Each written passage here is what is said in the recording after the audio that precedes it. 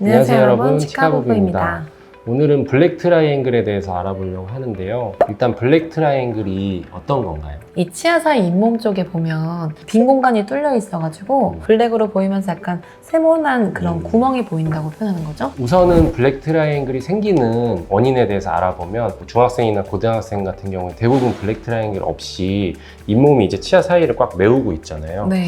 이게 이제 나중에 생기는 원인은 노화에 의한 원인이 첫 번째인데, 치아를 감싸고 있는 잇몸뼈, 치조골이라고 하는 게 조금씩 노화에 의해서 내려가잖아요. 치조골이 내려가면서 치조골을 감싸고 있는 잇몸이 같이 내려가면서 그 사이에 공간이 생기는 게 이제 첫 번째고요. 네. 그리고 이제 또 다른 영향을 미칠 수 있는 거는 잇몸의 두께인데, 잇몸의 두께가 두꺼우신 분들은 치조골이 약간씩 이제 내려가더라도 그게 이제 보상이 돼서 블랙 트라이앵글이 생기지 않는데, 잇몸이 얇은 분들은 더 블랙 트라이앵글이 생길 가능성이 높고, 그리고 마지막으로는 치아의 모양과 관련이 있는데, 네. 뿌리로 갈수록 좁아지게 형태를 가지신 분들은 잇몸이 조금만 내려가도 블랙 트라이앵글이 과하게 생기는 경우가 있어서 여러 가지 요소에 의해서 생기지만, 첫 번째 근본적인 원인은 노화에 의한 치조골 소실이라고 볼 수 있습니다. 치과 스케일링 한 후에 블랙 트라이앵글이 생겼다. 이건 어떤 경우일까요?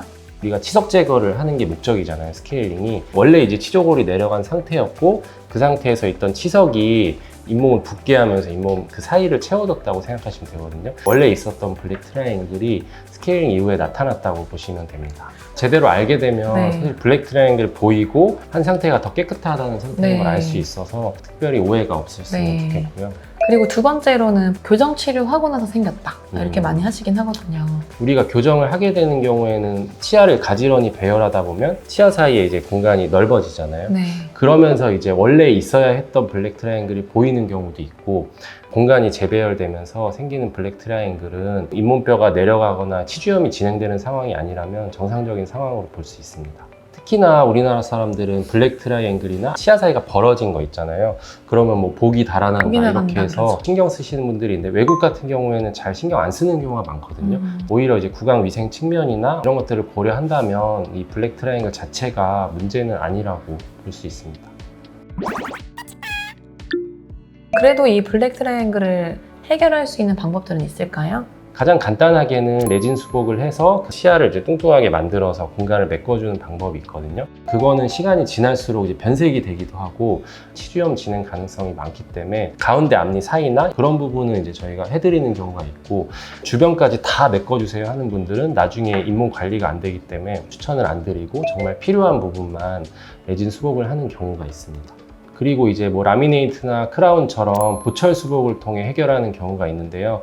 이제 심미적이란 장점이 있지만 단점 중에 하나는 치과에서 배우는 용어로 생물학적 폭경이라는 용어가 있는데, 보철 공간이 잇몸을 너무 파고들게 되면 우리 몸의 보호작용에 의해서 치조골이 소실되고 잇몸이 더 두껍게 형성되는 현상이 있는데, 결국에는 나중에 블랙 트라이앵글이 더 생길 수 있고 잇몸뼈가 더 안 좋아질 수 있는 원인이 될 수 있습니다. 그렇기 때문에 보철 수복을 할 때는 너무 과도하게 블랙 트라이앵글을 메우지 않도록 주의해서 진행해야 합니다.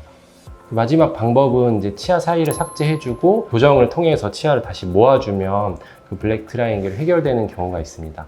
실제 뭐 교정 치료 마무리할 때도 이런 식으로 마무리를 많이 하잖아요. 그렇죠? 그렇죠. 좋은 방법이긴 하지만 치아를 좀 삭제해야 되고 교정을 동반해야 되기 때문에 좀 번거롭다고 볼 수 있습니다.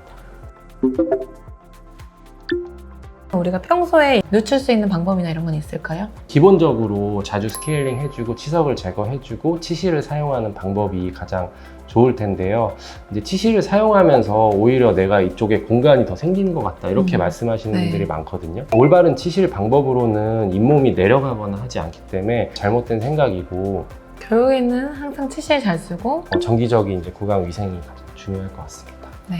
블랙 트라이앵글이 자연스러운 현상이고 문제가 없다는 것을 인지하는 게 가장 중요할 것 같습니다. 감사합니다.